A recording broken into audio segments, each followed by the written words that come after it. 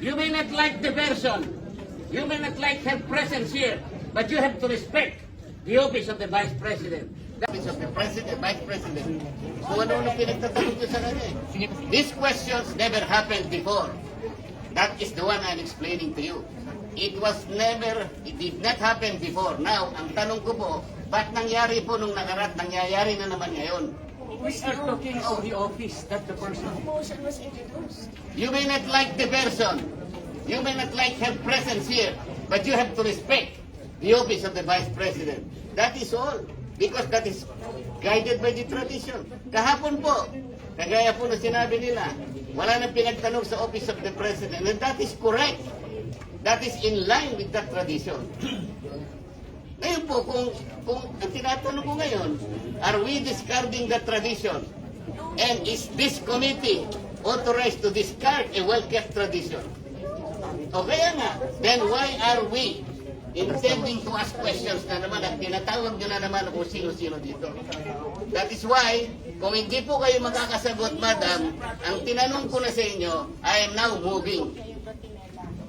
Oh, brati-bratinela pa? Saan po kayo nakakita ng gano'n? This did not happen anytime.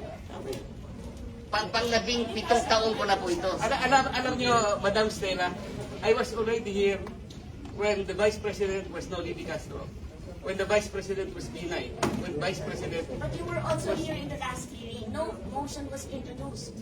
Yun na nga, kasi question na kagad eh. Walang man lang... We can read the records. He did not introduce. Nag-motion siya ngayon. What is Parliamentary muna.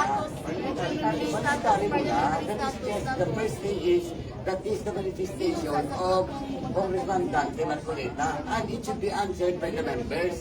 If the motion, then after that, Marcoleta will vote that motion. Hindi pa nga nasagot eh. Will we let just Marcoleta to speak? And then move to the motion? Sagutin muna. Sagutin muna yung point niya. The chair will answer. yes, you can introduce a motion, but have a member introduce it.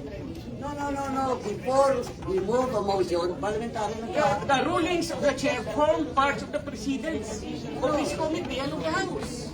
So you have to answer the question. sagutin muna. Yes. Then saka mag-move. Kung may mag-move. Okay, settle.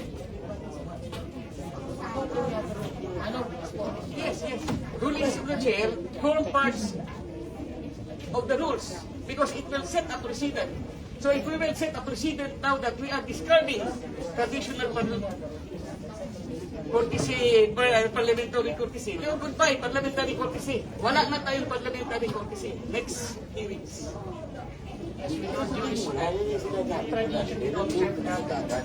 Dapat members to answer your query or your manifestation. Then, Anong yung Mr. Man na tinatanong ko? Pira naman na.